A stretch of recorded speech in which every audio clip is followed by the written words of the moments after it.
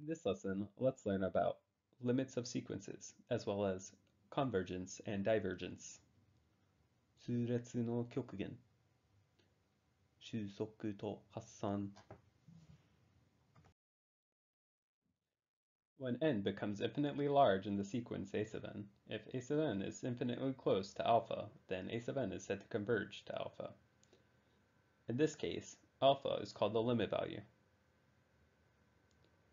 When n becomes infinitely large in the sequence a sub n, and a sub n does not have a limit value alpha, it is said to diverge.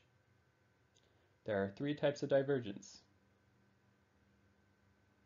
The three types of divergence are expressed as follows. We will use this to solve the example problem.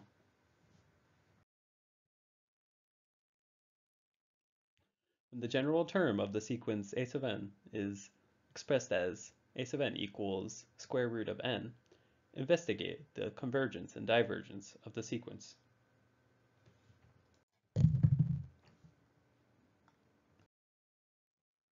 Make a table to find how a sub n changes. If you look at the change in the values of a sub n up to n equals 10, you will see that it is gradually increasing from 1. Predict the convergence or divergence by drawing a graph. Put a point on the graph with n on the x-axis and a sub n on the y-axis. We can see that the value of a sub n is getting larger and larger from 1.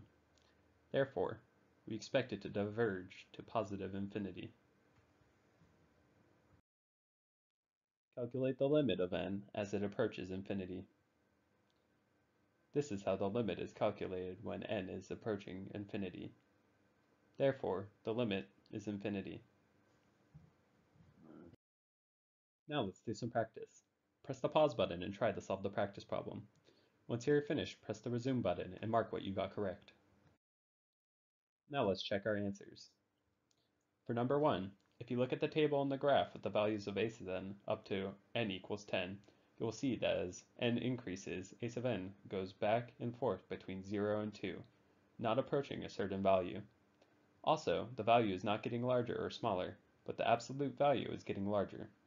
Therefore, there is no limit to a sub n, and we know that it is oscillating.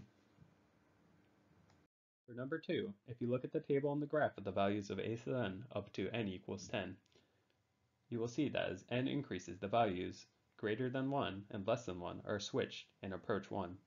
Therefore, the sequence a sub n converges, and the limit of a sub n is 1.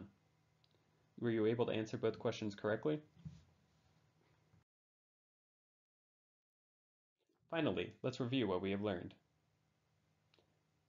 Here are the following types of limits for the infinite sequence of a sub n. That concludes this lesson.